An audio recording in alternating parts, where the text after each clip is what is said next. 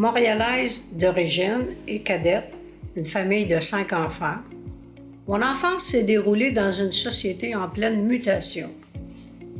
J'ai eu des moments tragiques dans ma vie, au point d'être appelée la miraculée de la famille Plouffe.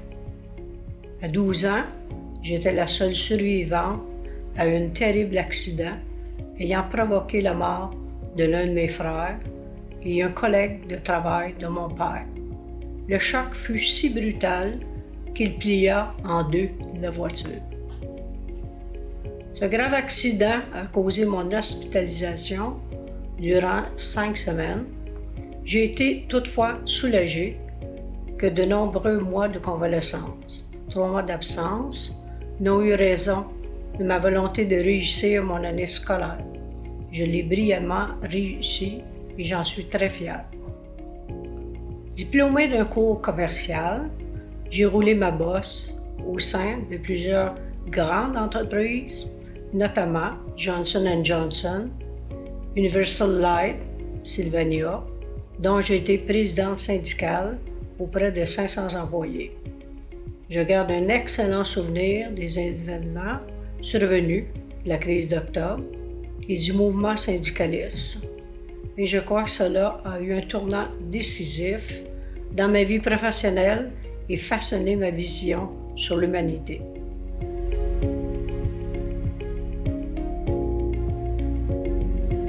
En 2009, j'ai intégré la QDR section L'Assomption en tant que membre adhérent.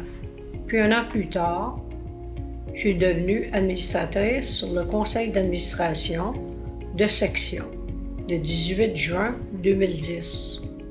Mon engagement s'est étendu au national avec ma participation au conseil d'administration à la QDR nationale et ça durant 4 ans en tant qu'administratrice de 2012 à 2016. Lors d'une assemblée générale tenue le 17 juin 2016, la majorité des membres adhérents présents m'ont élu présidente de cette formidable organisme alors qu'elle comprenait que 450 membres. Aujourd'hui, après 6 ans de présidence, j'ai le plaisir de vous informer que le nombre adhérents ont plus que doublé et le 7 octobre dernier, nous avons atteint notre 1000e membre.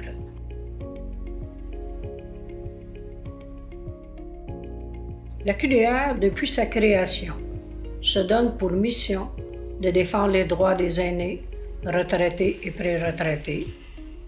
Cependant, nous assistons depuis un certain temps à une nette accentuation des conditions de vulnérabilité de nos aînés.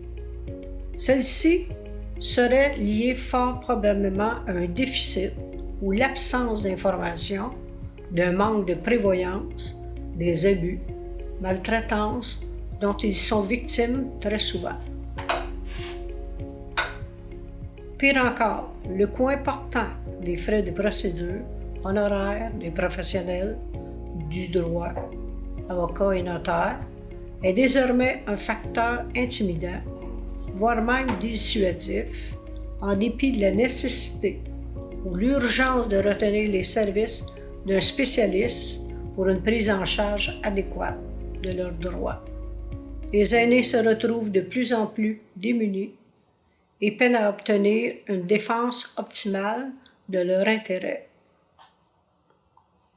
Exaspéré par l'aggravation du COVID-19, je me suis longuement attardée sur les issues qui pourraient s'offrir aux aînés exposés des cas de maltraitance. Ainsi est née l'idée de rendre justice aux aînés en les mettant en action. Ainsi donc, nous avons introduit le projet Justice en action dans la perspective de répondre avec efficacité aux besoins de ses membres et plus largement de tous ceux qui, dans notre région, sont confrontés aux difficultés d'ordre juridique ou judiciaire. Cette initiative se réalise avec la collaboration de tous les partenaires ayant à cœur la défense énergique des droits de nos retraités et pré-retraités.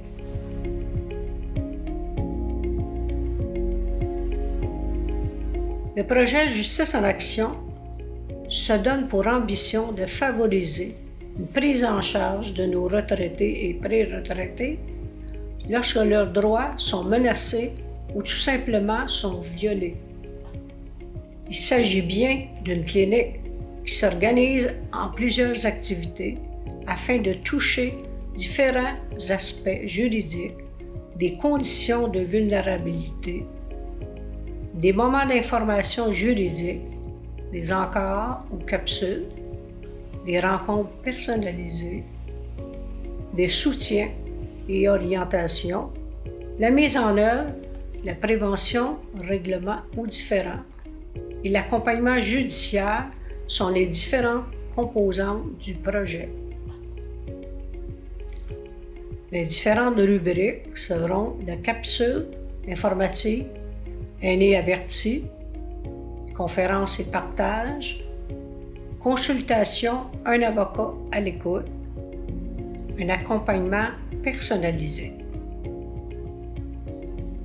Il faut préciser que l'objectif du projet rejoint l'engagement principal de la CDR, qui est celui de défendre les droits des retraités et pré-retraités.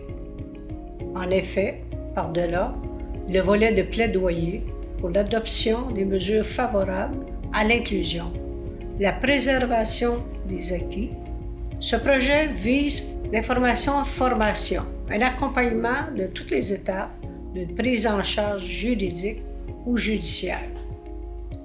La CLEAR reçoit des demandes, des sollicitations, identifie les professionnels bénévoles ou non qui peuvent s'assurer du traitement, de l'accompagnement et du suivi du dossier au profit de l'intéressé.